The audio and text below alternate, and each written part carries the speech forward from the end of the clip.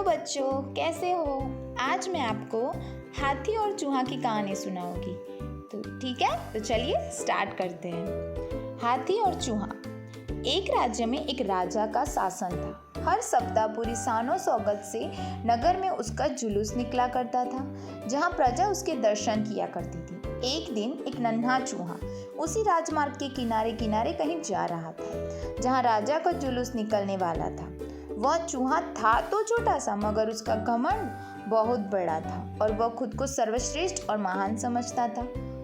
कुछ देर बाद राजमार्ग से राजा का भव्य जुलूस निकला, जिसे देखने लोगों की भीड़ लगने लगी।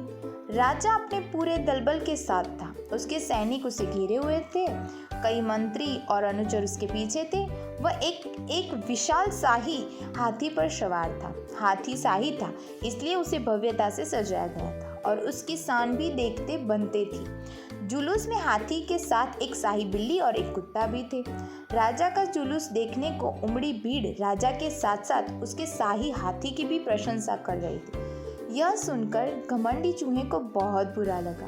वह हाथी को गौर से देखने लगा, फिर सोचने लगा, इसमें ऐसी क्या खास बात है जो मुझ में नहीं?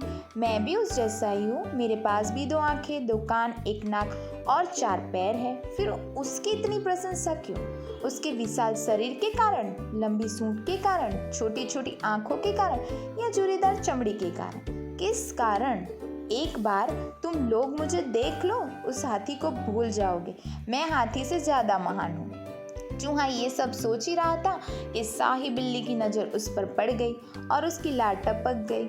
जुलूस छोड़ वह उसकी ओर लपकी। फिर क्या था, चूहा अपनी सारी महानता भूलकर दुम दबाकर भागा। भागते भागते वह हाथी के सामने आ गया। आगे बढ़ते हाथी ने उस पिद्दी से चूहे को देखा तक नहीं और अपना विशाल पैर उठा लिया। चूहा उसके पैर के नीचे कुचलने ही वाला था, मगर किसी तरह उसने खुद को बचाया। वहां से बचा तो खतरनाक कुत्ता सामने था, जो उसे देखकर घुर्राया। चूहा पूरी जान लगाकर वहां से भागा और राजमार्ग के किनारे स्थित एक छेद में घुस गया। उसका सारा घमंड उतर चुका था। उसे समझ आ चुका था कि वह इतना भी श्रेष्ठ और महान नहीं।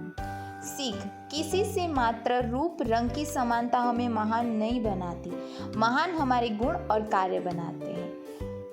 ओके बच्चों, तो आपको मेरी ये कहानी कैसी लगी?